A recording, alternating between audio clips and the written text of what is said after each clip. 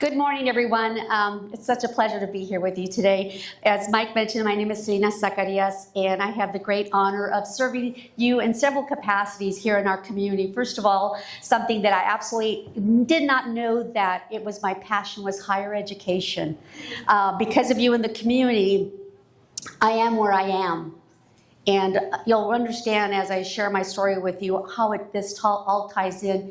Is I serve as your Executive Director of Community and Government Relations at California State University, Channel Islands. And this journey I'm on with education came because of all of you in this room. And a lot of you didn't know me at the time, but you don't imagine how much you've influenced my life.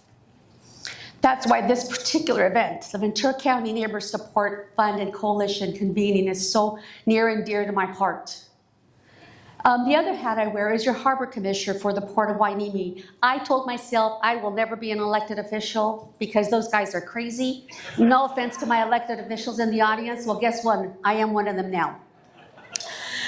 To all of you, big round of applause to all of you, please, for being here, because you are part of a very select special group here in our community. Please, big round of applause.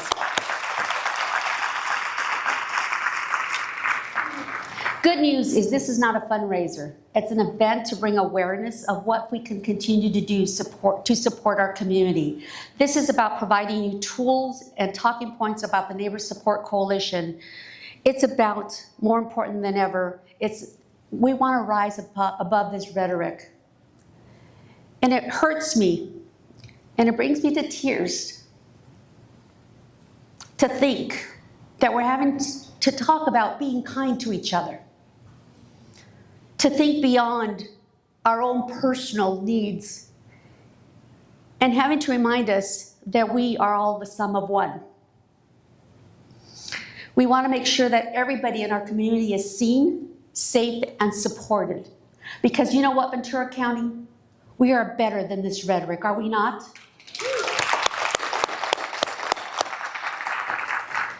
Because at the end of the day, it's about people. It's about supporting each other. Just throughout the years that I've known so many of you, you have all supported me in so many different ways that you will never come to know. I was thinking last night after I met with Vanessa and Mike Soleil, we were talking about this event. Who remembers our dear friend Mary Schwabauer? Right? God bless her. And I thought about this particular event and what she would say and what she would do. I was in meeting once at the foundation. Remember when we used to be off of Del Norte? Was it not Del Norte, but Central? And I was going through a challenging time in my life. And Mary did not ask any questions, but she knew something was wrong. And she sat me down, she gave me a hug. And she said, honey, we're here for you. And you're gonna be all right. You're gonna be just fine.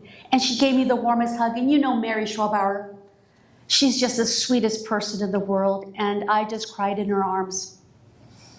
And right now, what our community needs is a lot of love, a lot of compassion, a lot of empathy for each other. We don't know what people are going through. There's a saying in Spanish, ojos vemos, corazones no sabemos. We see people with our eyes, but we do not have any idea whatsoever what they're going through internally, emotionally. So friends from Ventura County and beyond, I really hope that you take to heart the great work we have to do and take it and do it with a lot of passion, conviction, because we're more than this rhetoric that's going on. So please give yourself a big round of applause for being here. So to get this morning started, we have a video from our Congresswoman Julia Brownlee, who's been a great supporter not only in her position as a congressional member, but also way back when she was on school boards and she was at the state as our assembly member. So we want to get the video started, please.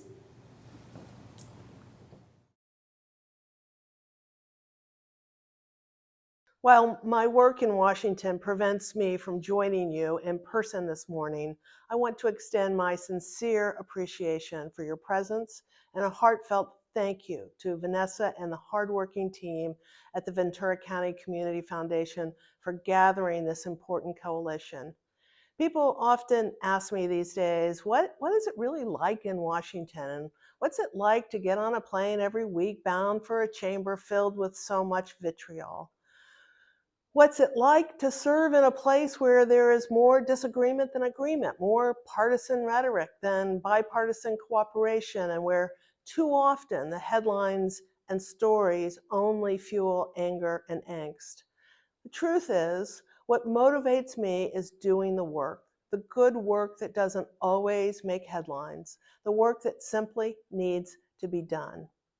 In times when we feel most helpless, I believe that's when we must be the most helpful. Because while the work is hard, the result of caring for each other, especially in the most difficult times, is what truly matters. We are living in unprecedented times and hover at a dangerous precipice for our nation's future. Like so many of you, our community is hurting. Mr. Rogers once said, "Look for the helpers. You will always find people who are helping." Today, I want to acknowledge every single one of you in this room, the helpers in this room, because your effort, however big or small, are bringing so much hope to others. When our nation was founded almost 250 years ago, our founders knew this democratic experiment was fragile, but we never imagined it would be tested or that we would be tested as much as it is today. Like so many of you here today, I care deeply about our democracy. I care about our communities and our people. And it is up to us to ensure that our democracy should be strengthened by our humanity, not sacrificed at its expense. As we navigate this climate of fear and uncertainty, we have to rely on the resource we will always have at our disposal: collective care. I often say with great fondness that I have the privilege to represent one of the most beautiful, unique, and vibrant places our country has to offer. Ventura County is special, most noticeably in our unmistakable sense of community. We know our neighbors up and down the grade, and we thrive when we lean on each other during difficult moments like these. That spirit is what led to the creation of the Ventura County Neighbors Support Fund, born out of a dark moment in our history, an immigration raid whose impact we still feel today. But while we remember that raid, we also remember the families who continue to live in fear day after day. The farm workers waking before dawn to start their shifts under the cover of darkness, hoping it might shield them from ice. The mothers facing the agonizing decision of whether to send their children to school or keep a doctor's appointment, fearful of being stopped, questioned, or even detained.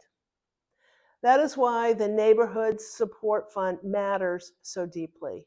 It is about standing with families, ensuring they are not left alone in the shadows, and building a community where everyone is seen and supported. Your work is critical in its urgent and responsive mission to support our neighbors. Your compassion and your dedication to serving our community do not go unnoticed. Please continue to share your experiences and your efforts.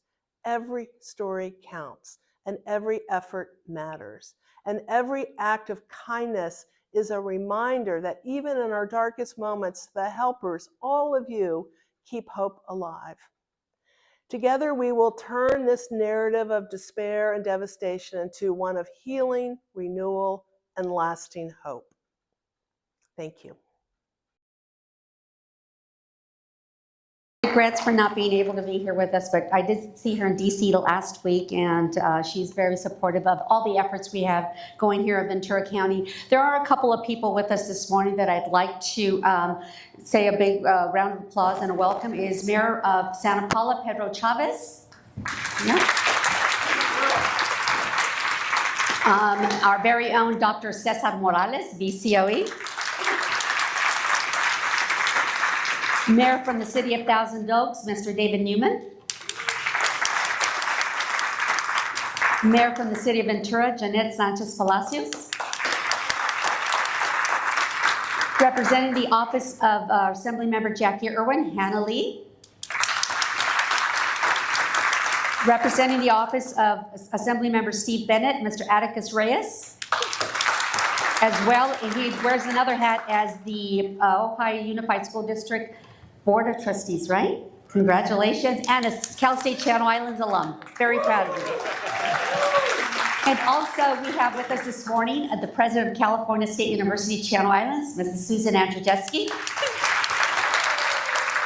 and the President of CLU, Mr. John Nunez. But today is about all of you, and now to bring some light to all of this, we have some very special guests with us today. James Mason, Bill Bartels, and Vanessa Bechtel will be performing a song. I believe the words and the lyrics are on your table, so sing along. So there are a couple of rules here. First rule, if you know it, sing it. If you don't know it, hum it. Vanessa had the experience of going and saying, hey, can you teach your children? And the question was, what are we teaching our children? There might be a bit of a age cohort thing here. So join us.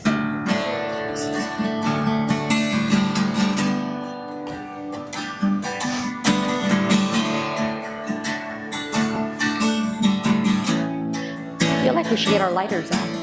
And you, who are on the road, must have a code that you can live by, and so become yourself. Whoa. Because the past is just a good ride. Children well, let me hear you. Their father's help is slowly go by, and feed them on your dreams. The one they picked, the one you'll know by. Don't you ever ask them why. If they told you, you would cry. Just look at them and sigh,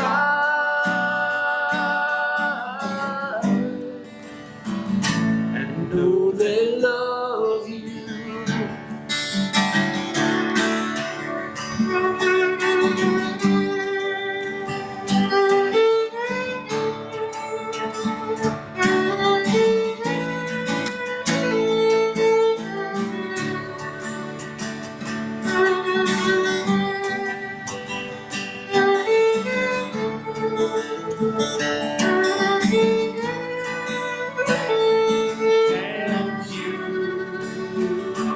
Tender years can know the fears that your elders grew by, and so please help them with your youth.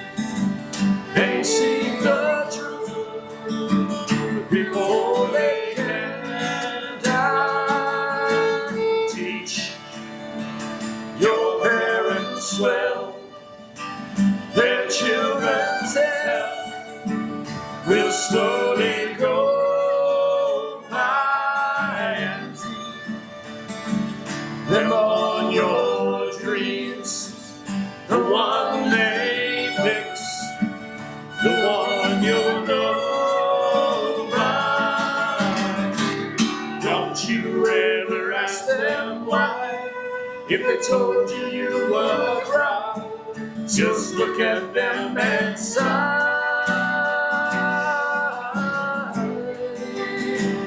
and know they love you. Vanessa?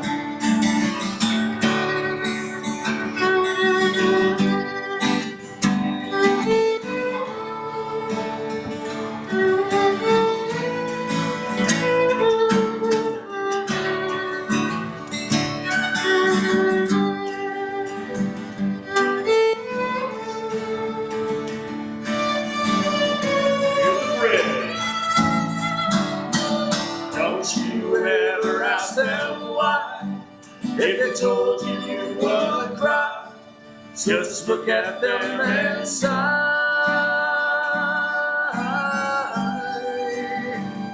And know they love you.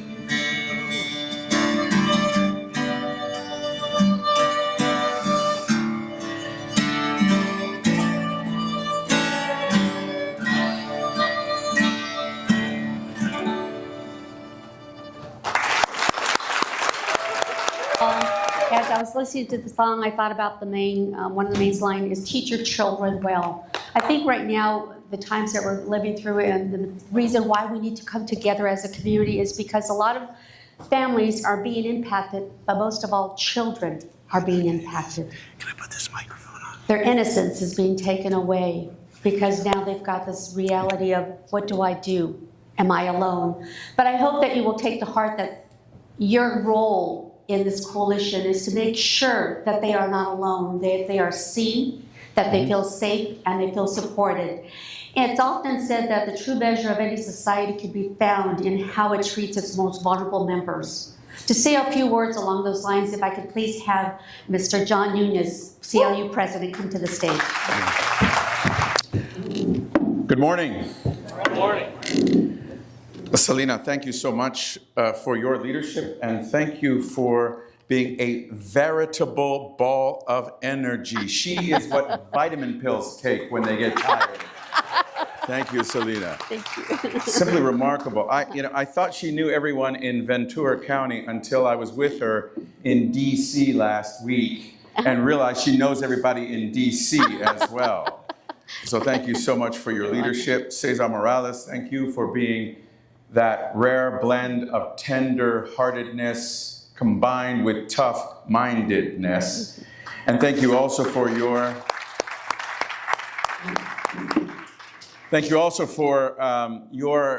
he is a nominee for the Board of Regents of California Lutheran University.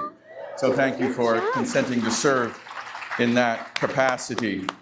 Susan Andrzejewski, thank you so much for your leadership as an interim. Be careful. You know what happens to interims. I know what happens to interims. I hope you might be able to join us next Friday, this Friday, October 17th at 1:30 at California Lutheran University for my inauguration. I was once an interim. Mike Soule, thank you for your talented leadership. Mike, you have a penchant for excellence combined with a passion for people. And thank you so much for also serving on the Regents at Cal Lu. Yesterday, I was reviewing some feedback that we have received from students. It's important to be attentive to feedback from students. And I was receiving some feedback to their responses to a survey that evaluated what they liked and did not like about California Lutheran University. When you get good news or bad news, which one do you prefer first? Bad news. You take the bad? I take the good and then leave. Yeah. But in this case, I took the bad news first. So here's some of the bad news that they said, that what they wanted. I just picked some selectively, randomly. Some students wanted, at least one did, a more ethical food chain, and that matters. Of course it does. And it represents their ecological interest, their environmental concern, and their concern for farm workers and others, and what is locally sourced. Some wanted more washing machines. That's a good sign that they wanted more washing machines. Not that they never used them, but nonetheless, more washing machines. And then the one I enjoyed the most was a student who asked for greener grass, please. Greener. Yeah, I know, you're in Southern Cal. Understand. We shouldn't even have grass, right? Okay. But what they liked overwhelmingly about California Lutheran University was the sense of community that they found there. The sense of belonging. The sense of feeling like home. And I began to think about our gathering today and the need that each and every one of us brings as human persons, the need for community. the need to be in touch. I've heard that babies will die if they are not touched and held. When does that end? That doesn't end. We all need one another, especially in these times of digitized anonymity and politicized, politically driven hostilities. We need one another. In these times of power brokering and politicking, when ideology seems to have trumped what it means to be a human person, we need one another.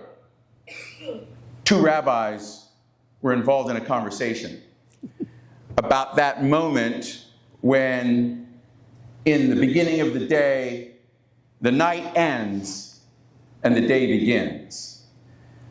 I got up this morning to watch that moment here, and it was a spectacularly beautiful sort of moment as the fog began to lift and then light came from the east. And the one rabbi said, well, you can tell the difference between when the night ends and the day begins if you look at pieces of thread and a blue piece of thread, and you can tell the difference between a blue piece of thread and a purple piece of thread. Purple, that's an important color in this world. And when you can tell the difference between those two pieces of thread, that's when you know that the day has begun. And the other rabbi said, no, you know the night has ended and the day has begun when you see the face of a stranger and you recognize the face of a neighbor. And that's what I see in this room today. There are no strangers here. Maybe a few neighbors who have not yet met, but no strangers here. That's not the way we live in Ventura County. We have real eyes. The hip-hop philosopher Tupac Shakur says that real eyes realize real lies. Real eyes realize real lies. And it is a lie. It's simply a lie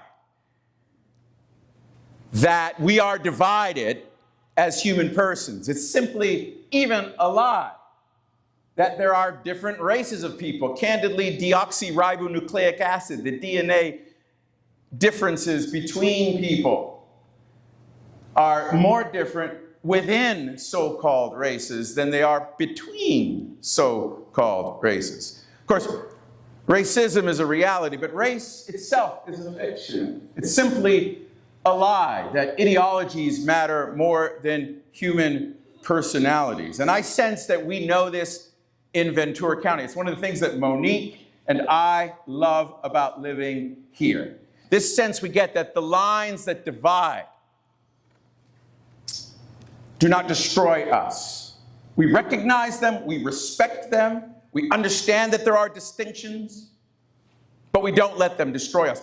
I love it when public and private institutions, for example, come together because we care more about children and young people and education than we do about the other sorts of distinctions that we have in these communities. So thank you for the opportunity to be here with you. Thank you for the work you do. I sense Ventura County leading. I sense a new day. I love the so-called African-American national anthem. It has this last line that says, facing the rising sun of our new day begun. Let us march on till victory is won. Thank you. Question why we didn't have summer vacations or spring breaks. Because this was what we were supposed to do to help the family out. So these folks that we are helping out, our community, our neighbors we're helping out, don't lead extravagant lives. And I think it's more important than ever that we as a community help support them. And our theme is about making sure they feel safe, they are seen, and they are supported. These are very challenging times for them and for us as a community, and we are going to face the sun together. Next up is a young lady that I would think that this particular quote is very pertinent to her, is we make a living by what we get, but we make a life by what we give. Linda Rossi has been a true treasure to our community, and along with herself and her generosity, as well as Ventura County Credit Union's generosity, has made a tremendous impact in our community. Linda. I'm going to use Dr. Nunez's very academic word here and say veritable. I'm not really sure how I ended up here with this veritable group of speakers. But in any case, good morning, everyone. Welcome. It is an honor and a pleasure to be with so many good Ventura County people this morning to build awareness around the coalition and the work that's being done.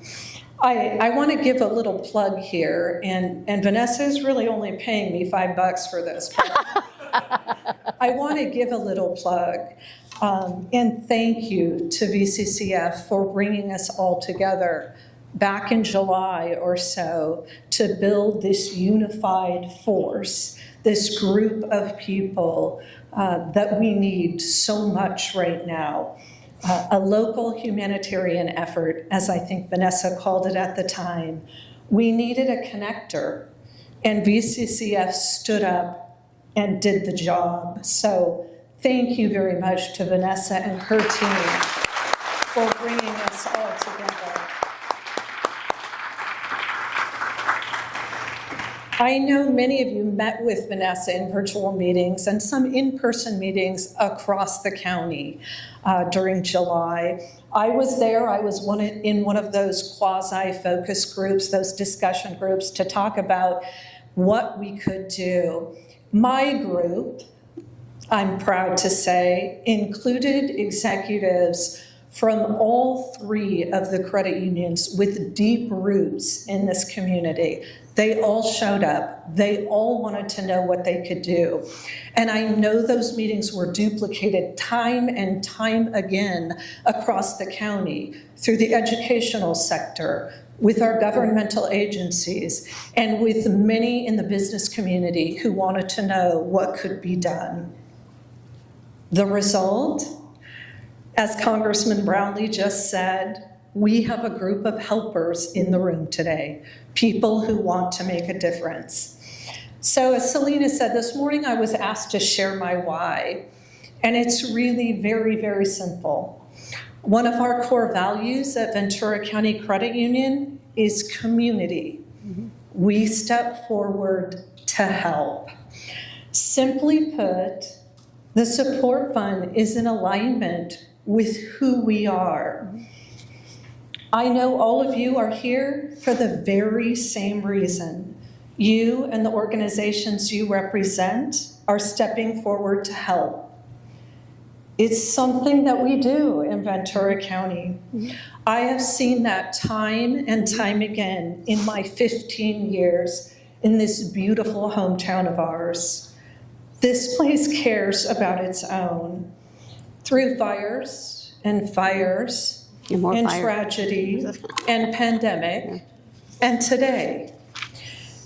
And this crisis looks very different. I come from the very bland financial sector, so we do our best not to speak politically, right? That's sort of the job, the role we play.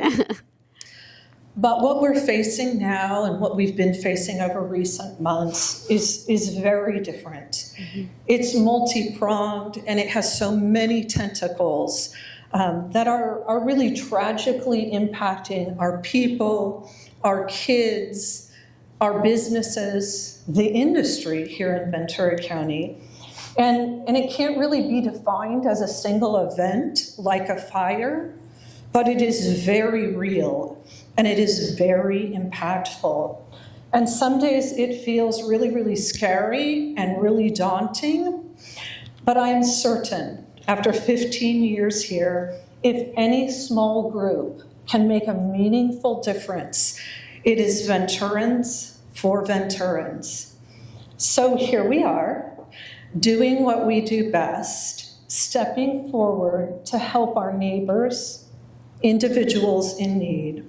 I'm so glad to be here with you today.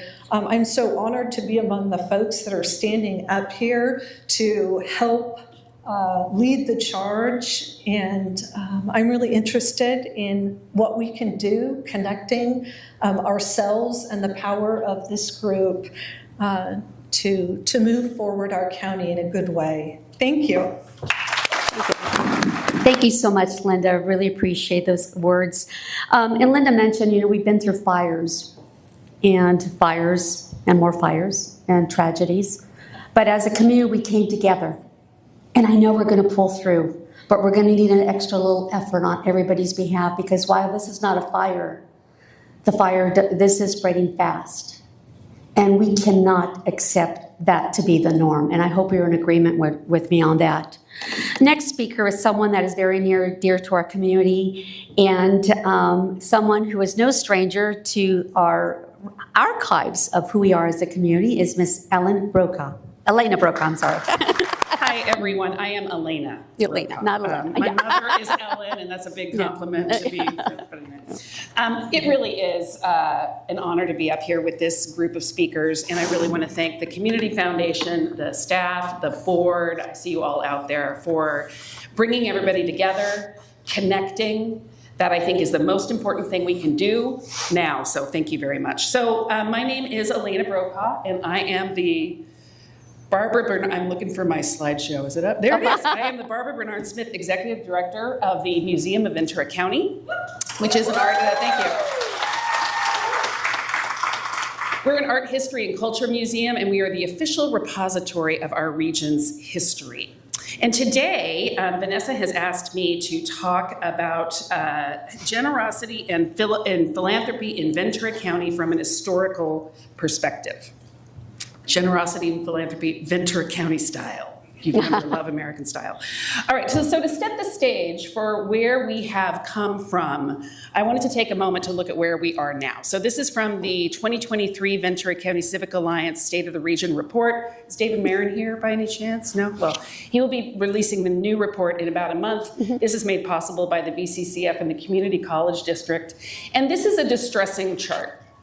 Okay, so I really firmly believe that if we really want to make some differences, we got to look at where we are nowadays in a very clear-eyed way. So what this chart shows is the money that comes in to all of our nonprofits per resident of the region. So the top line, the purple line, shows that in Santa Barbara County, this is back in 2021, for every resident of Santa Barbara County, it's about, 500,000, a little bit less than that, nonprofits were receiving $13,325. Now, you go down, state of California is next, then Los Angeles County, and we are the blue. We are at the bottom.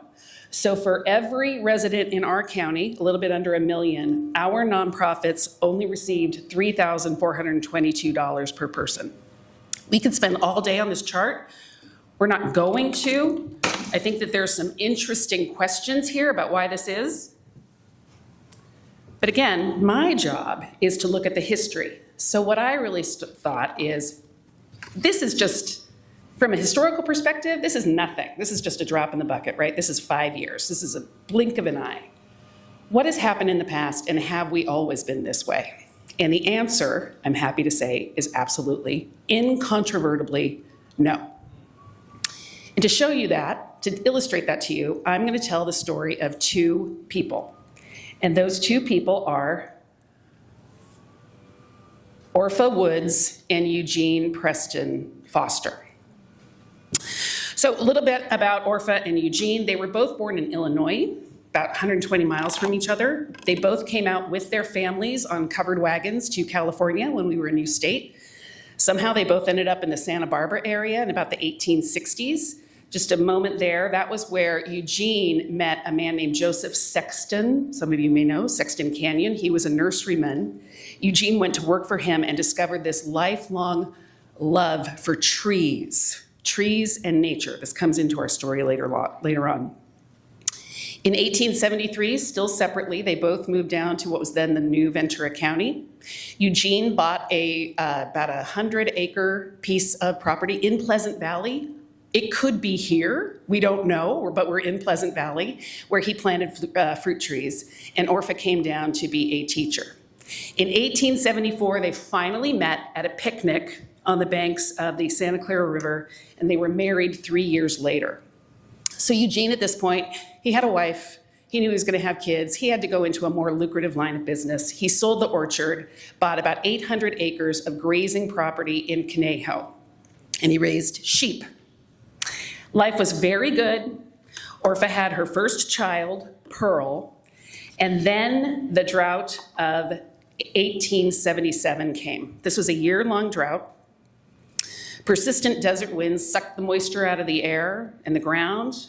Green grass withered and died, the streams dried up, and the sheep, with nothing to eat or drink, began to die.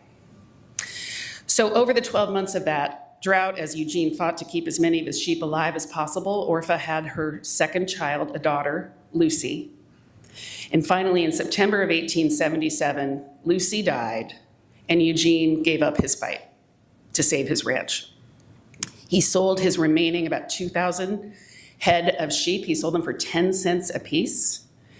Just for comparison's sake, they had been selling for about $10, about $8 to $15 just a year before that. He and Orpha lost everything they owned, and they had only each other and their toddler daughter. Eugene reportedly at this point walked to Ventura from Conejo.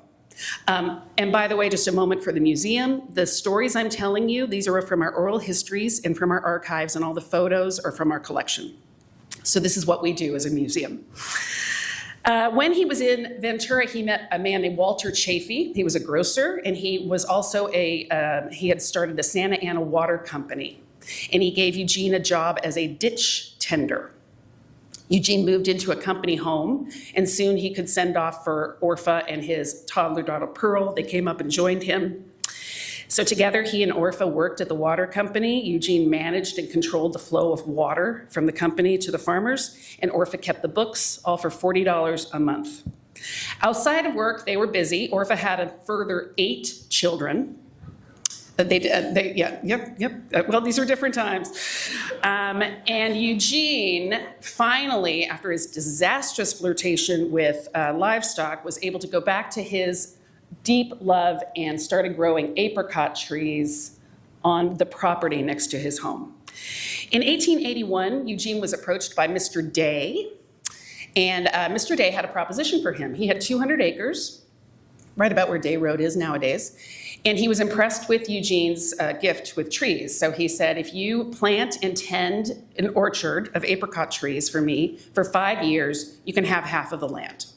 Eugene took him up on the offer. He kept on working as a ditch tender, kept on taking care of his home orchard, and every day rode by horse the 10 miles back and forth to Day, the Day Ranch, and took care of those trees. They were very successful. In 5 years, he got half of that property, and he sold it and invested in the first bank of Ventura County. It was called the Bank of Ventura, later the Bank of Italy, later the Bank of America. And in 1890, he became president of that bank. It was also at that time that he sold some of his bank shares and invested in Union Oil Company, which became Chevron. So he wasn't only good with trees, he was good with other things too. So in the course of 13 years, the Fosters went from destitute to one of the wealthiest families in Ventura County, and here they are in a portrait in about 1894. Orpha, Eugene, and their 4 daughters. In 1895, about a year after this photo was taken, Eugene and Orpha had their last child and their only son, Eugene Chaney Foster. Father and son were very close, as you can imagine. They walked together almost every day through the neighborhood. They were a very tight-knit community. And then in 1903, at the age of 7, Eugene Chaney contracted pneumonia and died. And it was after this that the Foster family, Orpha and Eugene, turned to philanthropy. Early the next year, in 1904, they purchased the property that Camp Comfort is now on. It was a favorite picnic spot of theirs. It was a space in nature, and it was owned by a logger who was getting ready to cut down the trees and sell it. So they bought the property and they handed it over to the county. I'm looking at the county right now. How many county people are here, by the way? Because the county's a big part of this story. Thank you so much. The next year, they purchased the beginnings of what would become Foster Park in honor of their son. A few years later, they purchased the land by the ocean that would become Seaside Park, and again, donated it to the county.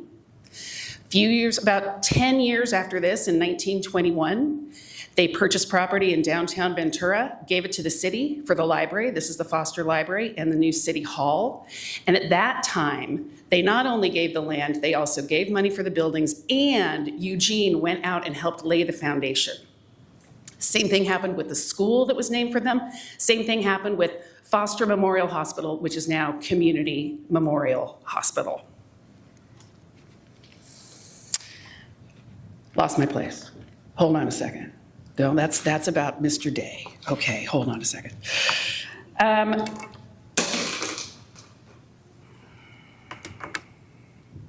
don't have time to share everything that they did. They started the urban forestry program for the county. They planted the 13 trees that are now 2 trees. I can't go on about everything that they did, but I will say that in the 28 years that they were active, they established some of the most beloved places and institutions of Ventura County. Okay, so we've gathered here today to learn how we all together can make a difference and support our neighbors so that we all feel seen, supported, and safe. And I've told you this story not only to demonstrate that we have had immense generosity in our county over the decades, but in the hopes that this story of these philanthropists will help inspire us and give us hope for the world that we live in today. For that, I think that there are 3 takeaways. So first, the Fosters did not act alone. Camp Comfort was a partnership with Grant. Foster Park, they bought the initial property, and then Bill Kearney's great-grandfather-in-law, they convinced him to come in and continue to purchase it. Although since he was related to Bill Kearney, he probably didn't take that much convincing, just gonna say. They bought these properties, they turned them over to the county. They convinced the Stratherns to donate the property that became Oak Park in Simi Valley. They worked with others. And because they worked with others, they got a lot further, and it was incredibly difficult.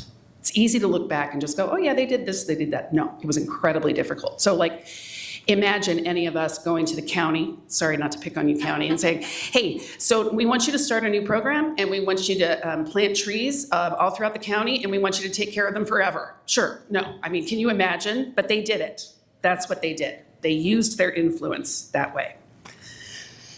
Second point, the Fosters were not these mythical people who burst forth, fully formed as great philanthropists. Their gifts to the community didn't start until they were well into their 50s. But before that, they were joiners. They were active club members, they were churchgoers, they were volunteers. And we have no idea what specifically launched them from volunteering to actual philanthropy in 1904. It might have been the death of their son. It might have been that they knew that Carnegie Library was coming to Oxnard. E.P. Foster was a huge fan of Andrew Carnegie, gave out his book all over the place. It might have been because they didn't want Camp Comfort to be logged over. It might have been that they liked their names on buildings. We don't know. And that brings me to my last point. Generosity and philanthropy can be really intimidating for some of us, right? So we look at people like the Fosters and we think, oh, I could never do anything like that. They were born pure of heart and they were destined to be great philanthropists, right? And then we compare that to ourselves and we cannot help but come up lacking, because I don't know about all of you, but I know I was not born pure of heart. And that can keep us stuck. You know, we can think we can never live up to what they did. And so we wait for others greater than ourselves to step up and do something. And I don't know, but I wouldn't be surprised if Eugene or Orpha or both of them together had doubts about themselves like that. But there is no doubt in my mind that if they were alive today, they would be here. They would be cheering this group on. They would be encouraging all of us to find partnerships, to share the load, to shake off the fear, and they would tell us to create the community we want and deserve to live in. So let's remember and honor them by acting today. Thank you. Giving a historical perspective, it was just absolutely beautiful. It was just she does such a great job. But I think that she brought to light a couple of points. One is that we can accomplish so much more together than we can alone. And that a lot of folks out there, I was at summer concerts in Oxnard over the summer when a lot of this tension was going on, and I talked to the cause of and the effect of this strange feeling, anxiety, uncertainty that we were experiencing. And someone came up to me and said, well, but what can I do? I'm not rich. You know what? They handed me $20, and I said, here, please give this to a family in need. So please make sure when you go out and about and if someone says, I don't know what to do, I don't have a lot of money, every bit helps, every bit counts. It makes a difference, and it makes someone feel a part of a community and a greater good. And the next speaker with us this morning is Danielle Borgia from the Greater Conejo Valley Chamber of Commerce. And I'm thrilled that she's a part of this conversation because it's important that we understand the economic impact that the sense of uncertainty is having, not only in our communities, but in our business community as well. And where is Danielle? Oh, there she is. I'm sorry. Danielle Borgia, ladies and gentlemen. Good morning, everyone. Our regional chamber proudly represents more than 500 businesses in the city of Thousand Oaks. And we are honored to stand alongside this coalition of civic, business, nonprofit, education, and faith leaders. As a chamber, our greatest strength is our collective business voice. A voice that amplifies the needs, the challenges, and the hopes of our local employers and entrepreneurs. In that same spirit, we view the Neighbor Support Fund as a powerful example of collective voice. As a county, coming together to address a deeply challenging issue that affects not only our residents, but our business community. It's about recognizing both the human impacts and economic disruption, and then choosing to respond with collaboration and compassion. But we know the right stuff is not always the easiest.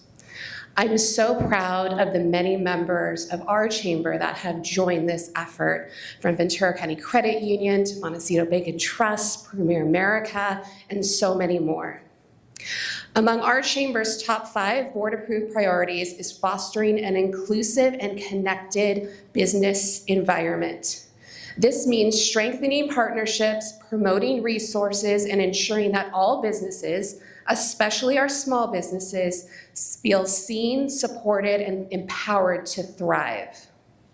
When our board reviewed this coalition request to lend their support, one of our members made the motion by simply asking, how could we not be part of this? A sentiment that perfectly captures our chamber's values and our shared responsibility to this community. Our board chose to lean in, and we were proud to be the first Chamber of Commerce to join this important coalition.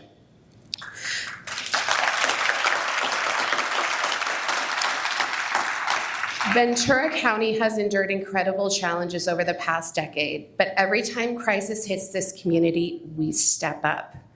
We lead with heart, with partnership, and with purpose. This moment should be no different.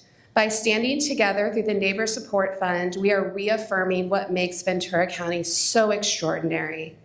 Our unity, our resilience, and our unwavering commitment to one another. I'm so proud to be in this room. Now it's my pleasure to introduce another organization and individual who boldly leads, Mayor of Thousand Oaks, Mr. David Newman. Good morning, everyone. May we have another round of applause, please, for Vanessa and Mike and everyone at VCCF who has brought us together today. So grateful for all the work that VCCF does, and especially this Neighbor Support Fund. When Vanessa and Mike asked me to speak today on what government's why is, being a politician, I thought of not one, but 4 whys. And also a how. You heard the movie 4 Weddings and a Funeral, so this is 4 whys and a how. Unlike most politicians, I will try to be brief in going through those. The first why is because as public servants, our oaths of office require it. Everyone in public service in the United States takes an oath of office to support and defend the U.S. Constitution. A document that says, in its first paragraph, that we should promote the general welfare. And if this Neighbor Support Fund is not doing that, then nothing is. I think Cecilia said it so beautifully that our jobs are our jobs in public service are to promote welfare for everyone, not just the most comfortable or well-off. A really civilized society is one that looks after not just the well-off, but also its neediest and most vulnerable residents. And that's why this fund is so important.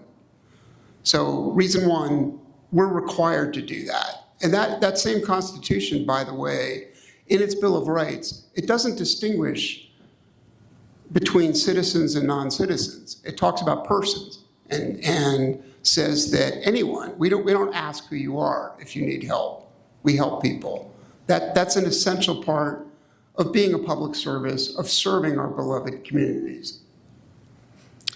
Reason 2 is sort of a counter to something I hear in Thousand Oaks, and these are actual quotes. I've heard some pushback on this. People say, why are you doing this in Thousand Oaks? We're not a farm community. We're also not, in the main, not a Latino community, although we do have significant numbers of Latino and Asian and other immigrant populations. It is predominantly not those populations. So why would you do this? And you'll hear later from Bruce Stensley of the Economic Development Cooperative. He can make this point much more eloquently than I can. But my response to that is that this is not a brown person problem. This is not an agricultural problem. This is an everyone problem. We have many industries in our economy. We have a robust economy in Thousand Oaks, and that's a blessing. But you name the sector in our economy, be it restaurants or contractors or healthcare, which is one of our largest employers, hospitality, on and on and on. You name the sector, and you will find immigrants. I was a great admirer of the celebrated chef and writer Anthony Bourdain. And he once wrote, you go into any restaurant anywhere, and what you'll find is that the entire support economy would collapse. He said, if not for Mexicans. I would broaden that to say, if not for immigrants. And I think he was right. He had something there. So we want to have a robust economy. I appreciate what Danielle was saying about championing this on economic grounds. But for our economy to work, it has to work for everyone. So this is an everyone problem, and we look at this as supporting our entire community and doing this on economic grounds. Speaking of economic grounds, another point of pushback I've heard is a cost issue. This is another why. Again, I've heard quotes saying, why are you spending a dime on those people? Well, first, I don't want to demonize any one group because the number of cases where that's ever worked out in the entirety of human history is 0. We should not be demonizing any group for any purpose. But let's talk about this just on economic grounds for a moment. What if we don't do this? What if we don't spend on this? What is the cost of that? I know, because I'm seeing this in our community, there would be a dramatic increase in food insecurity, in housing insecurity, in homelessness.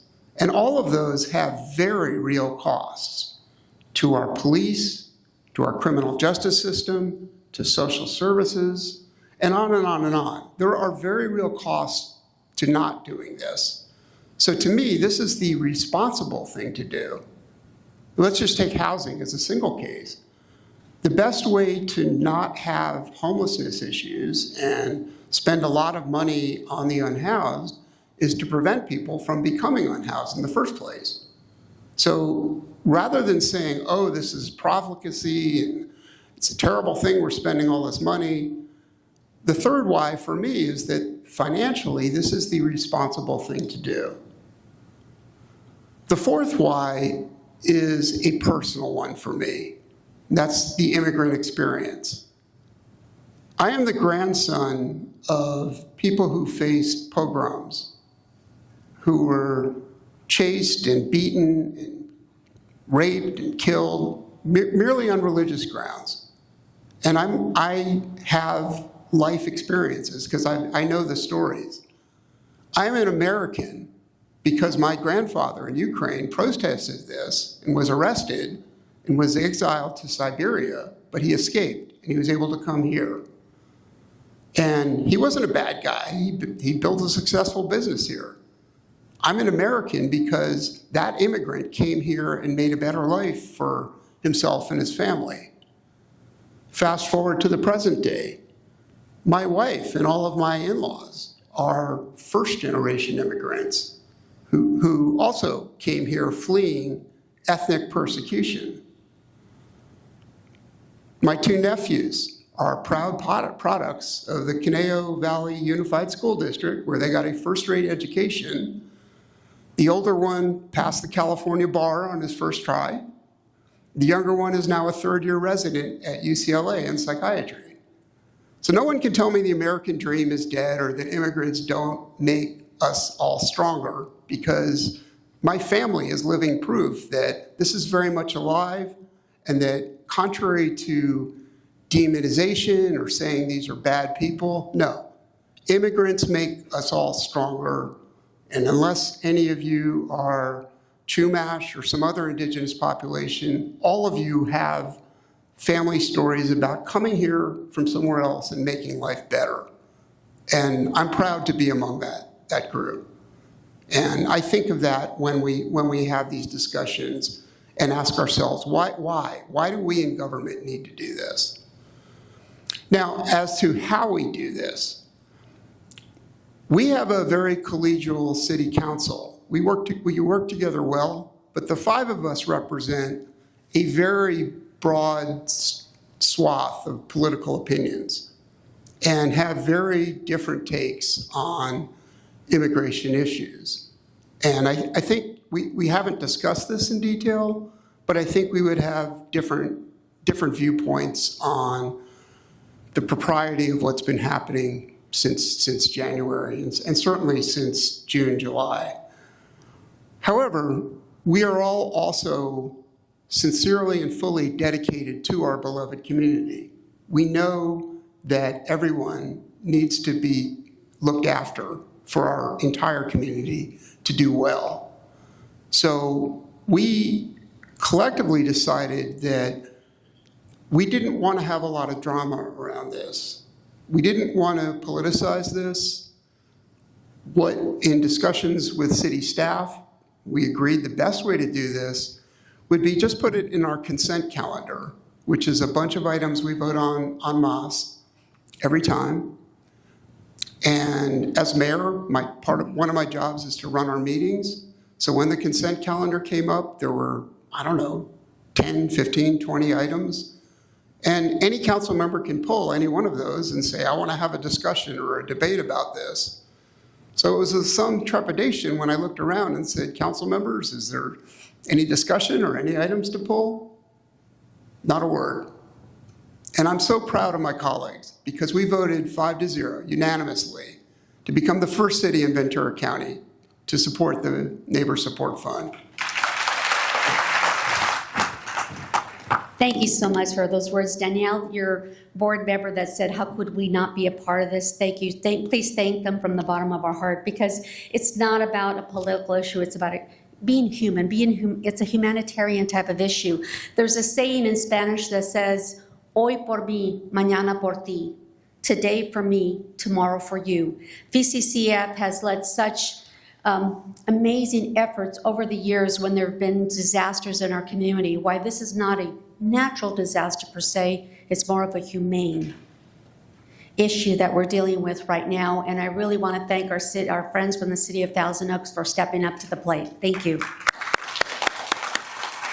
If I could please call up to the stage Mr. Mike Soule, that'll cover a couple of updates and tools on the fund. Thanks, everybody. What a great morning. And I know we're running behind, but this is important stuff. A couple of quick thank yous to the VCCF staff, to the Ventura County Office of Ed and the Museum of Ventura for your help in coordinating. Thank you very much. We appreciate it. Couldn't do it without you. Couple of things for Elena. You may want to take my oral history. I've lived in Thousand Oaks for 30 years, and as I say, a pioneer, because there was no Nordstrom's when I got here. And so I had to suffer, but now I'm good. So, so I'm ready, like the Fosters. When Vanessa asked if I would help with some projects at Ventura County Community Foundation, I jumped at the chance because of the incredible work that this group does. And then she gave me the daunting assignment of, how about this thing?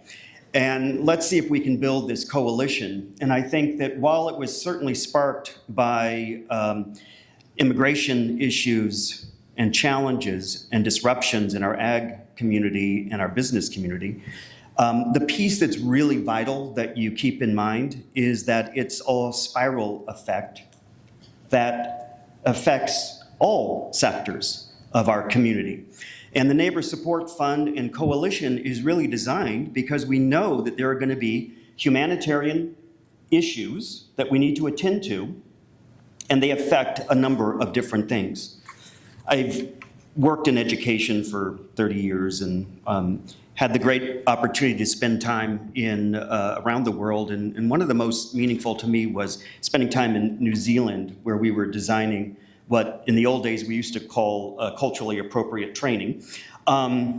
It's a joke for my educators. And one of the things that I learned in working with the tribal leaders, the Maori leaders, is a tradition that they call the hongi. And some of you have seen this, right, where you touch noses. And to a guy from the United States, that just seems weird that you're, touching noses with somebody. But after going through that ceremony several times, it's incredibly intimate, but incredibly significant. And what it is about recognizing each other's humanity. And it's not just touching of noses and forehead. You share a breath together. It's called the ha. And what that breath signifies is that we're one. We're all the same. And I think you've heard that as a through line through everything that we've been talking about. And so it's the same thing with the Neighbor Support Fund and Coalition. The reason that we've called you all here today is because there's an interconnectedness to what happens when one domino falls. There's a chain reaction of things that happen. When fear enters a community, then people freeze. People hide in the shadows. They don't send their kids to school. They pull their kids from universities. They don't shop and they don't bank. They could lose their houses. They don't call the police. They don't go to the doctors. They are us. There is no they. And you can see the knock-on effect of each one of those pieces, and we can measure them. And I know Bruce and others are looking at those sorts of things, but we have got to make sure that all of our neighbors are safe, seen, and supported. So a couple of things. So far, we have raised $454,000 which is amazing. In about 8 weeks or so, we have already done 2 rounds of funding to grantees. You can see the 14 or so groups that have received grants so far, which we are incredibly pleased about. One of the areas that we have great concern is that the social safety net writ large is really fraying. And while this can't be the answer to everything, it's the answer to some things.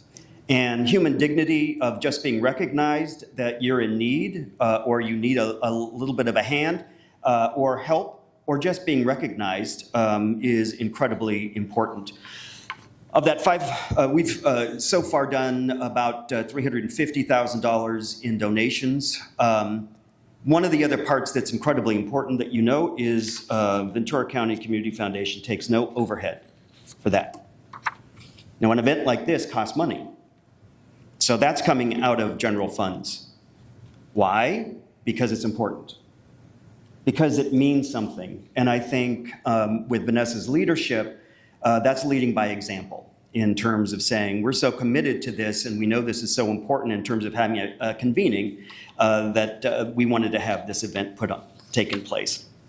So a couple of very practical things. All of you have these on your tables and scan them, look at them, and take them to your communities. We are going to be sending all of you an email following this meeting that will have a few things. One will be a link to the materials. The other is an email signature block, logos that you can use, and order forms for these gorgeous t-shirts and other items that you can use in your organizations. Some of you have seen the posters, and I know that some of our partners in the credit union world are looking at the potential of having them in their lobbies. And so we can help facilitate all of those things. We've got newsletter material, we've got information. What we've tried to do is make your life easy and provide you with the tools that are necessary. So be looking for that and the order forms. And if there's something that you think of or you need, then let us know and we will work with you. The other piece is on your tables are intention flags. And so take a few minutes. We're going to have some time, but we'll speed up the time. Look at them now and just write an intention. What do you intend to do? How do you intend to help? Or what do you want to know? They're going to be put up on the intention flag display that we've got back here, and then that's going to be moving into the community office at Ventura County Community Foundation, and we look forward to adding more of them. With that, I want to say thank you very much for everyone who's taken the time to be here, the passion that's in this room. And as someone from Ventura County, I know we are different. We do stand up and we support one another. And that's the whole purpose of the Neighbor Support Coalition and Fund. And I'm honored to be a small part of it. Thank you very much. Well, good morning.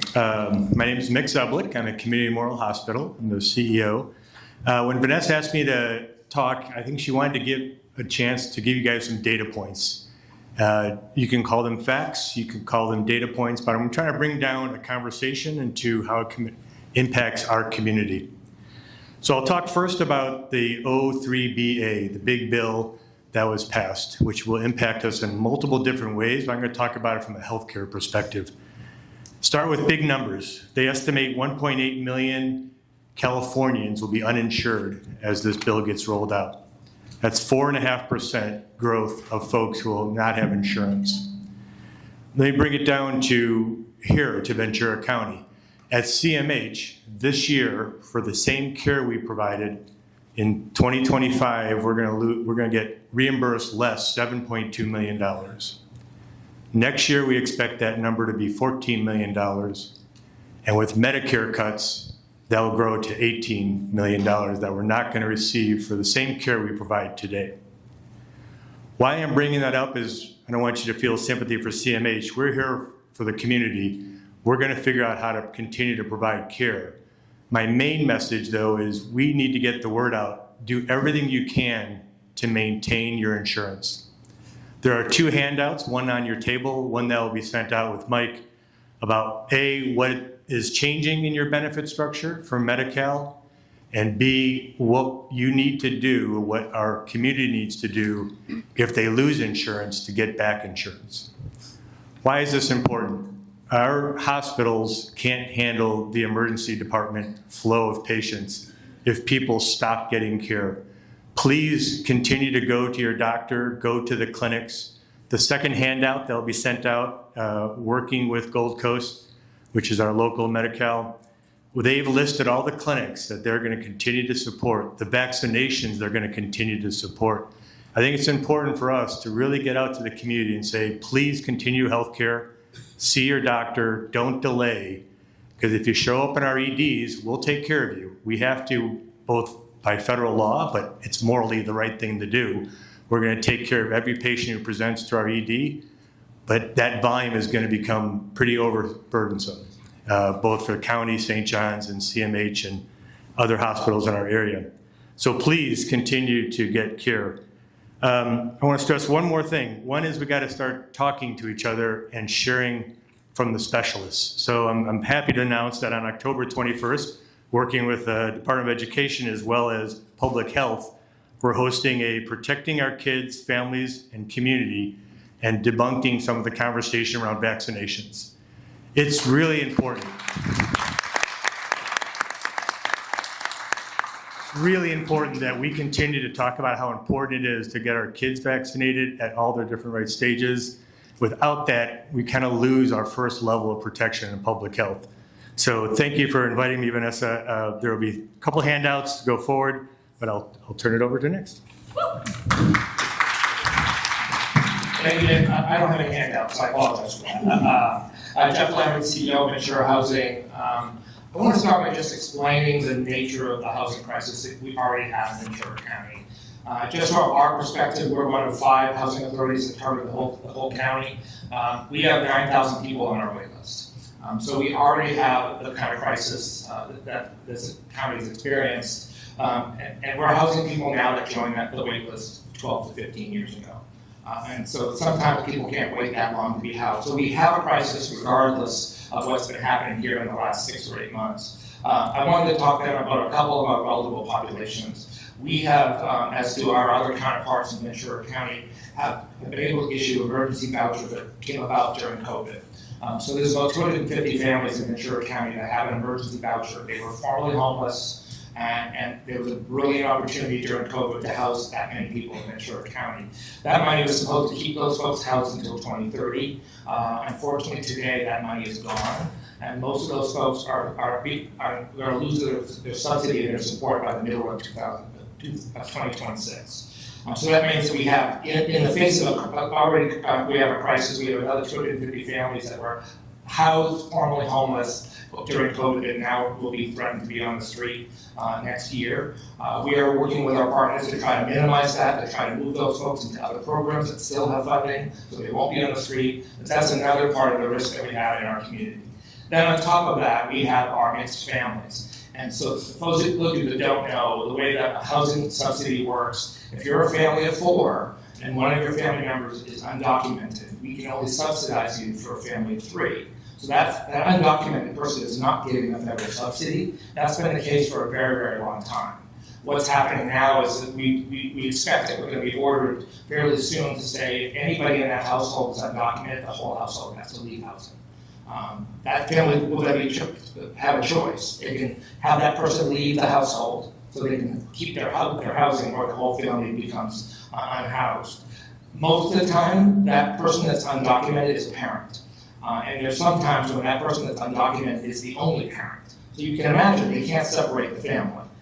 So that means that whole family and those children are now unhoused under that rule. We are also trying really hard to move those families or find opportunities for them to be in housing that's not federally subsidized. We have been trying on housing authorities across the country to move as many of our programs away from direct federal subsidy, partly because it's more sustainable in a funding source, but also because it comes with less strings like this. If that's the kind of family that's being impacted by what's happening in our community. We are working very hard to keep those families from being on the street, but the options are limited, especially now during the federal government shutdown. I want to sort of end with a family example, because this is who we're talking about. We have a family living in our Westview community, 2 adults, parents, 5 children. The kids, the oldest is a nurse, the second oldest is in the Navy professional service, the third just graduated from high school last year, received one of our scholarships. She's at Ventura College. In fact, I asked her to speak at an event on Thursday, and she said, I can't speak at your event because I'm in school, which we appreciate. But the reality is the next 2 kids in line are doing fantastic in high school, and all 4 of those kids are going to leave the need for subsidized housing. The reason that happened is because they received stable housing that they could afford to live as a family. Both of those parents are picking strawberries during the day. That family, one of the parents is undocumented. That family is likely to be somebody that's going to be notified to leave the housing or separate the family. We are not going to let that happen, but that's the kind of risk that our families are facing across this country, particularly in this county. And I know I can speak for my colleagues at the other 4 housing authorities. We're going to do our darndest to keep that from happening. But the pressure on those families to not be housed anymore is pretty substantial, and the impact on those families and the fear that they have, and how do we help them find a path forward without creating more fear, because the answer, we don't have all the answers yet, and it's one thing that all the housers in this county are facing. So I wanted to leave you with a family example, an example that you all probably all would imagine happens in our county, but it's a reality of what we're facing when we come to the housing crisis in Ventura County. Thank you. Hi everyone, my name is Zulette, and I was invited to share a little bit what I'm seeing in the community. I work with COS in the housing world. I work with Jeff a lot as well. But yeah, working in housing and seeing the need for food. Food insecurity is growing in our community. So I decided to volunteer with Dr. Aguirre, with Lucha and Maria Jimenez and Poder Popular and Santa Paula. And we noticed that at the beginning of June, many people were coming to the pantry and to Poder Popular asking for food assistance and rental assistance and other needs. And it's because one parents decided to stay home. They were afraid to go to work. So that became 2-income household became 1-income household. That's when we started seeing like, okay, people are needing more food, they're needing groceries, they're needing formula and diapers. Diapers are expensive. So after July 10, that rapid response became a crisis. I have mentioned this before. I feel like we're going through another pandemic. Fires, the same response that we did during the Thomas fires and Maria's fires, that's how I feel like we're doing it right now. We're going through a crisis. Our county is going through a crisis. This past Thursday, we provided more than 200 boxes who were donated by Food Share to Poder Popular. 200, that's a lot for Santa Paula when there's other organizations doing the same thing. We are currently doing some food deliveries to some families who are afraid to go to the grocery store. We get those calls, I cannot go to the grocery store, I cannot go get diapers, please help us out. And I just wanted to share a little bit what I'm seeing, and then what I'm also seeing is how the community is coming together. A lot of groups in Santa Paula are coming together, supporting, donating. Also, a great partnership with Friends of Field Workers, with Lucha, 805 and DocuFund, MyCop, and all the other local organizations it's just amazing how the community has come together again after, the fires, the pandemic. And I kind of wanted to close with some statements. Food is such an important part of our culture, and seeing so many people come together to support families facing food insecurity in the midst of current crisis in our county fills me with hope. I want to sincerely thank you everyone who's here for allowing me to step in and help support those who are affected right now. You are now part of our family and our community. I have seen firsthand how even a small amount of groceries can brighten someone's day. I often wonder how they can survive with so little.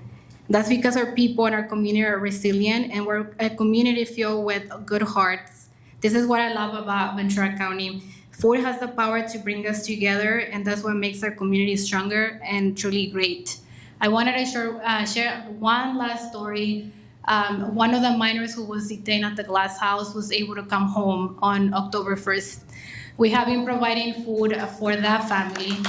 And I met with her yesterday, and she was just thanking me for providing food for her dad.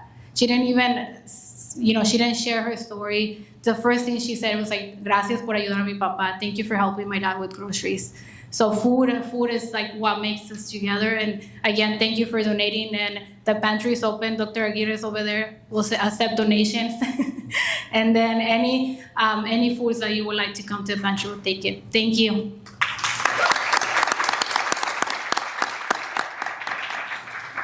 Good morning, everyone. I am not Shuming's here. Shuming graciously tagged me in so I can share. My name is Masih Fuladi. I'm the Executive Director at the California Immigrant Policy Center. And I'm an Iranian immigrant that came here at the tail end of the Iran-Iraq War after a bomb fell right outside of my parents' house. And we were lucky enough that we were out shopping. And it didn't impact us. And so Mayor Newman's comments really resonated with me, and I think resonated with a lot of folks. And if I had to describe CIBC in as simple a way as possible, I would say that our job is really to make sure that immigrants in California are seen in a humane manner.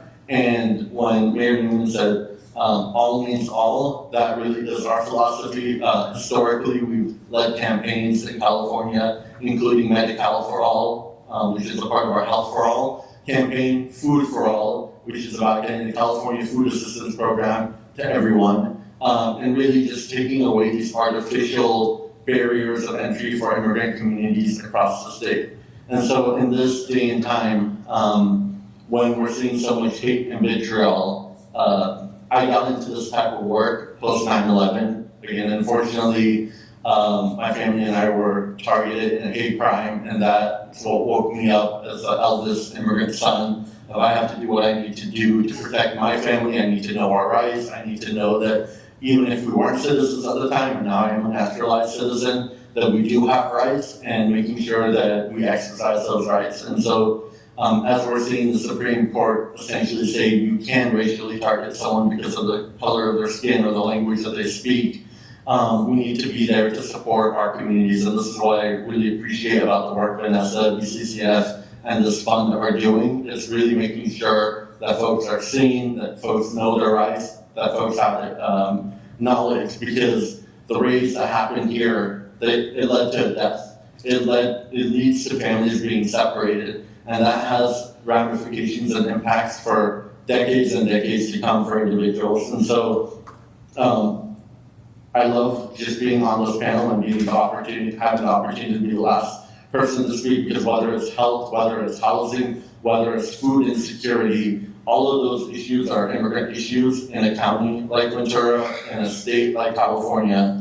And what we've been trying to do at CIBC is just uplift the needs of immigrant communities. We really focus on the Central Coast and Central Valley because we know that those regions are underserved and underfunded, as we've heard in the presentation on the history of philanthropy in this region. And so one of the things that we're able to accomplish this year, thankfully, is we started a public-private partnership with the state to get $2.75 million from philanthropy and $2.75 million from the state to fund Know Your Rights work, to fund legal services. And we're going to be working with BCCF on making sure that the communities here on the ground are seeing some of that support. And we're hoping to get that funding up to $5 million from philanthropy and $5 million from the state. We're also teaching folks just how to advocate. I was actually, Shuming was going to speak on the panel for me, because I was going to be at the County Board of Supervisors meeting in Santa Barbara. They're contemplating taking 7,500 people off of healthcare in the county because of their immigration status. And again, mixed families, so many individuals who are being targeted because they have UIS, essentially immigration status that the federal government does not look favorably upon, including just being a temporary protected hold status or being a refugee. So I think in closing, what I want to share is it's really important to uplift the stories that folks have been uplifting today, the family impact, for us to be present in community, and in any way that we can do that at the state level in bringing resources to the county. We want to do that in partnership with this coalition and make sure that the voices of immigrant communities continues to be heard, because all people deserve the right to live and prosper in this state and this county. Thank you. Buenos días, vecinos.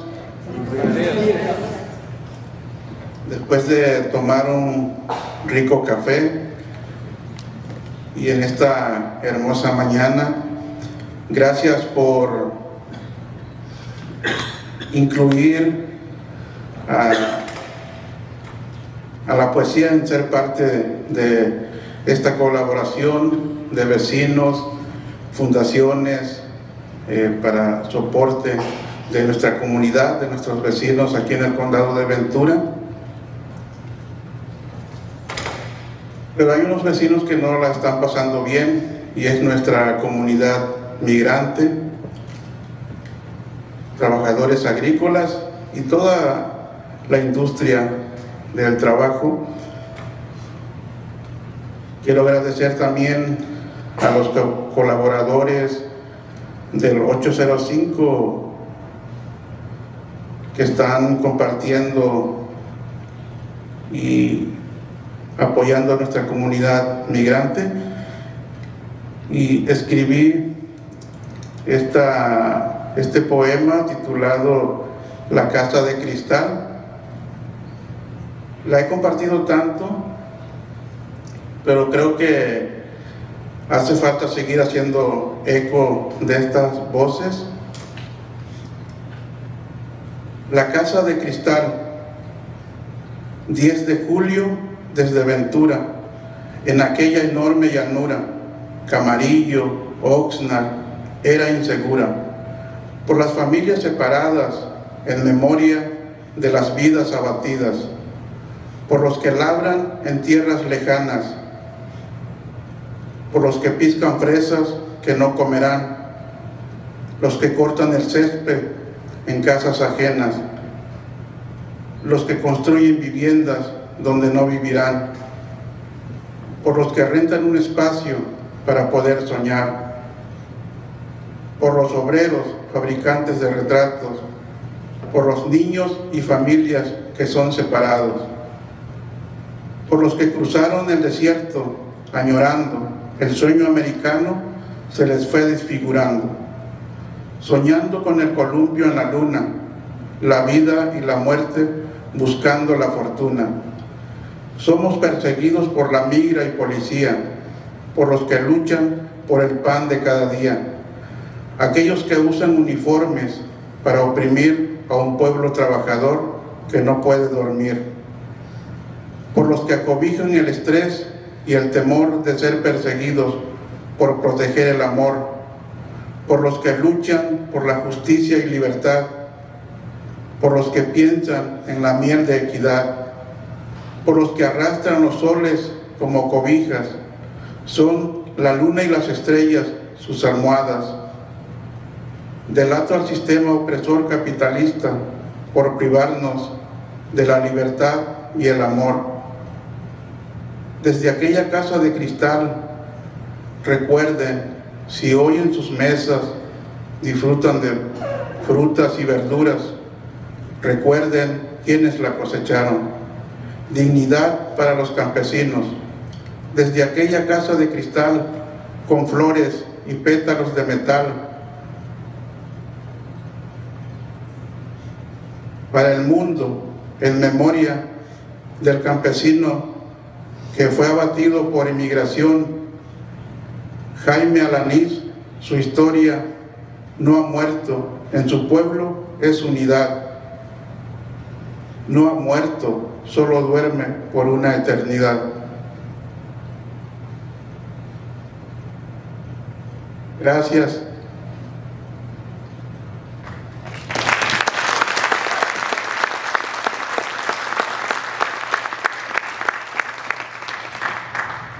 Les quiero compartir el segundo poema. Este no lo he compartido en público, a referencia de nuestras comunidades nativas Tierras Chumas y todas nuestras comunidades migrantes, indígenas, que viven aquí, que son vecinos.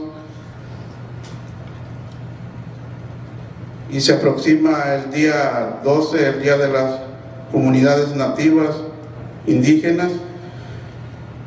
Hay un poema que quiero compartir. En el 2018,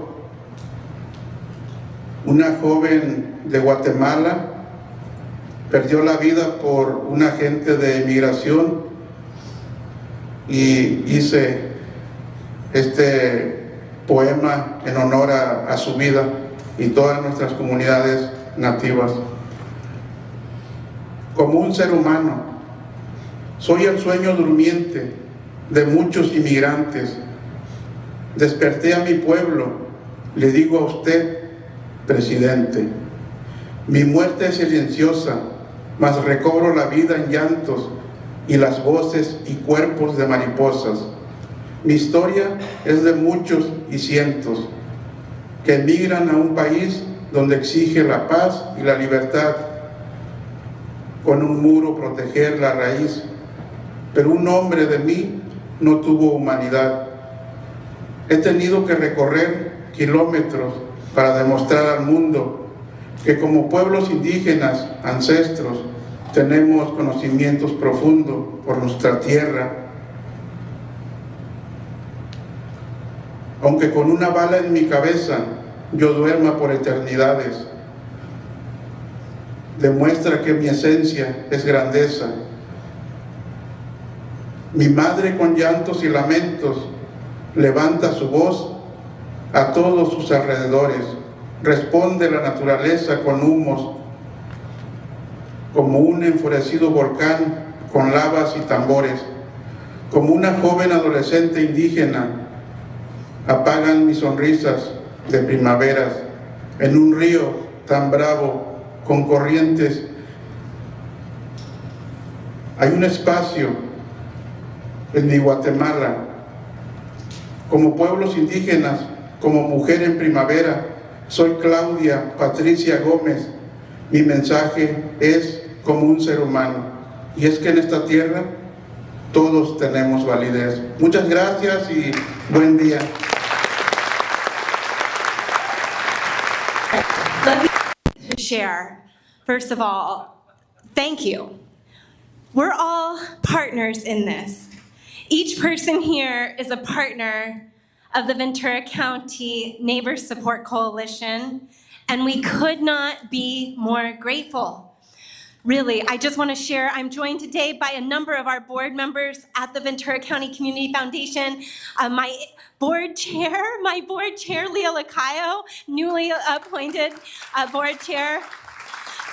Catherine Sepulveda, Meryl Chase, Leslie Levins, Jack Edelstein.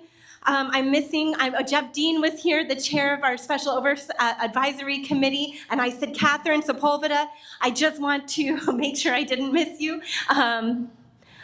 But no, really, in all seriousness, we're all here, we're partners. Oh, Dr. Cesar Morales! Oh my gosh! Oh goodness. You're just hiding in plain sight. There you are. No, but Brando Posey, oh my goodness, there you are. This is why you should never do this. But I want to just recognize each one of you. So many conversations over these last months, and we've all come together, and we have work to do. And this is the call to action right here, right now. But I will just share Dr. Savette Johnson, Dr. Cesar Morales. Bruce, you really should be a doctorate. Dr. Bruce Sensley, you're one of the smartest humans I know. I just want to say there's no way we would be here without the three of us, the three of you. And I just remember those early conversations that got all of this together. That's been helping hundreds of families. And we're going to do a lot more. So, Selena, just a shout out. You're a phenomenal MC, and I'm so grateful for my team. But we'll just go around. Maybe, Bruce, do you mind if I turn the mic over to you? Sure. Does mic work? No. No. I need a professional assistance here. Thank you. So, hi, I'm going to bore you with about a minute worth of statistics and then the call to action piece that follows it. And it's about who we are as a community.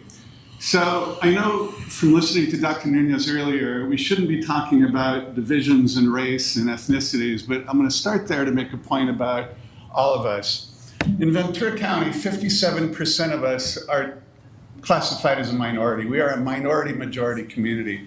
43% of us are Latino, Hispanic, whatever term you prefer. 20-some% of us, not exact number, are foreign-born. And all of this, by the way, is from Dr. Jamshid Dumu. You had to leave a little earlier, so I'm channeling on behalf of him. I don't have to worry about getting it wrong because he had to sneak away. Only about a quarter of those foreign-born folks are undocumented. It's not a huge number, but it's a significant number.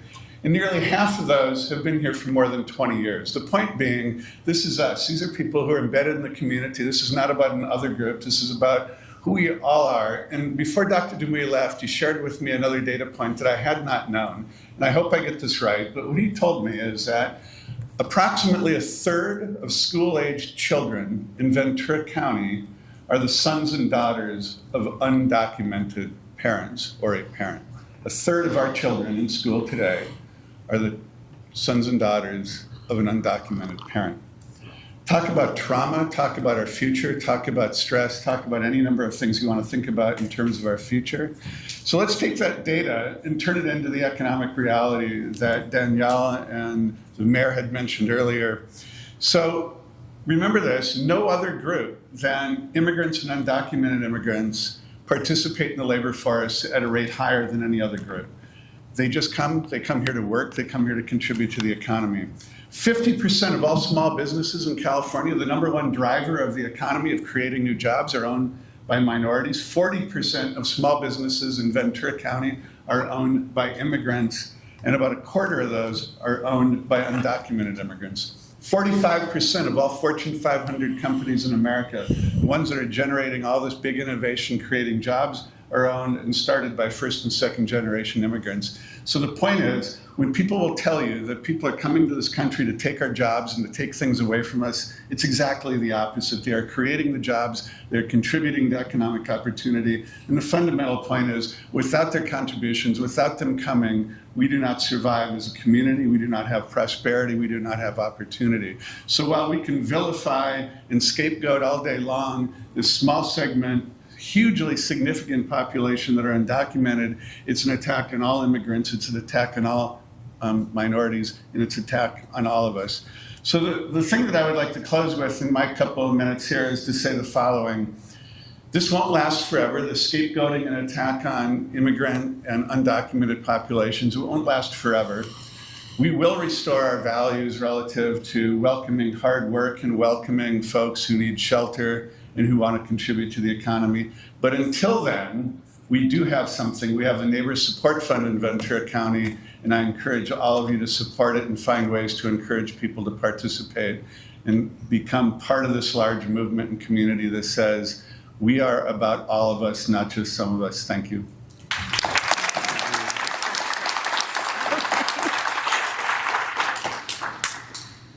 How you doing, Ventura County family?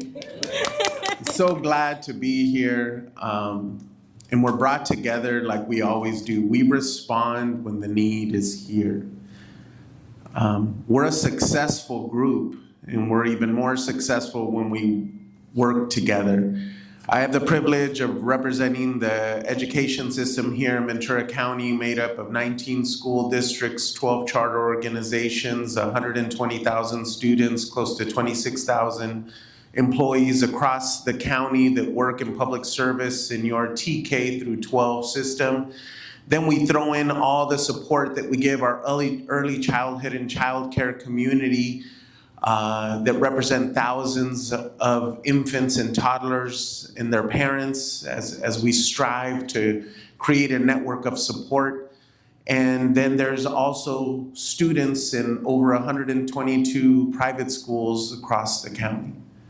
I highlight that because there's a lot of children right now under the age of 18 watching the elders in this community.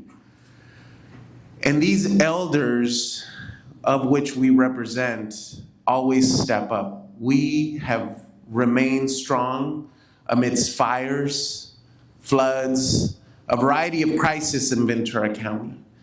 And right now, over the last less than a year, we've been tested like never before. There's many days I have to look to the dollar bill, to the motto of this nation, which is "E pluribus unum," out of many, one. We get to also recite the Pledge of Allegiance on many of our events. And I'm always stuck in pondering now of one nation under God, indivisible, with liberty and justice for all. Thank you, each and every one of you, for being here because you understand that part of our pledge and you're here for all. And you see that when we love, embrace, care for, and value, and lift everyone with voice of all, everyone benefits. I strive that every student in this county and every student everywhere in the world is seen, valued, cared for, heard, and is in an environment where they develop and have the ability to have voice.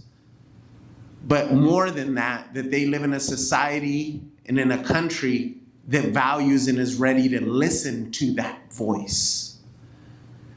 The Neighbor Support Fund and Coalition is responding to a moment, but it's celebrating a movement that I would like to believe is the fabric of the Ventura County family, that we don't leave anyone alone when they're hurting, and we're ready to do what it takes. The infancy and the genesis of this Neighbor Support Fund Coalition came with a fury of phone calls and meetings, and I want to applaud Savette, Bruce, Vanessa, as we came together and just brainstormed how we were going to pull this off. And just all we needed was the structure, and our family would show up. And all of you have delivered. And thank you for all responding to this crisis and call faster than 911. Because right now there's parts of our community that are fearful of calling 911. But they're not fearful of calling you. You are the trusted individuals that we need in our county to lift everyone up, to give them a hug, to give them what they need, and to connect them to each other. Let's keep doing that, whether it is through our work supporting the Neighbor Support Fund, or whether it's being aware of what is the need in front of us and refusing to be a bystander.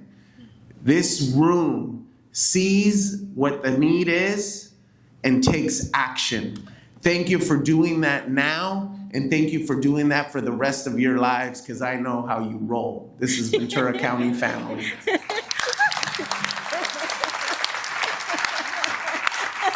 I know, I'm sorry. Yeah, we get it. I'm sorry. I'm just joking with Dr. Morales because he is the closer, and so having to go after him is quite intimidating. But I'm going to start with thanking each and every one of you for being here.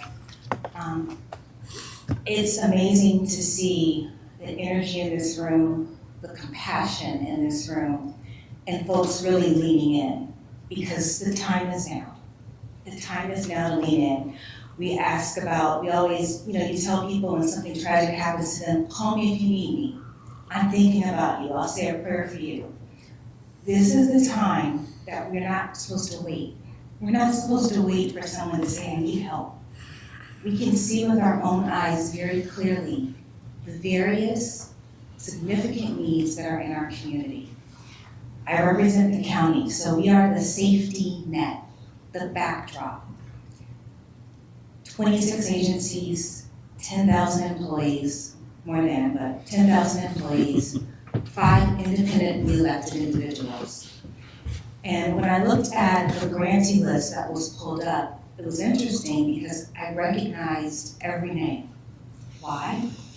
because the county, in many ways, funds many of those grantees in one way or another. We fund a lot of different things that people don't realize.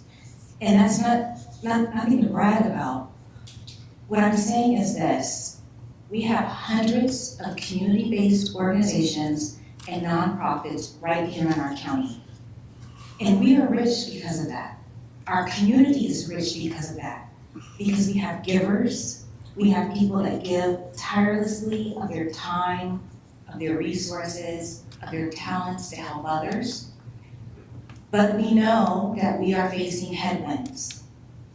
We know that because of what's happening at the federal level, it impacts the state, and then that impacts our local counties.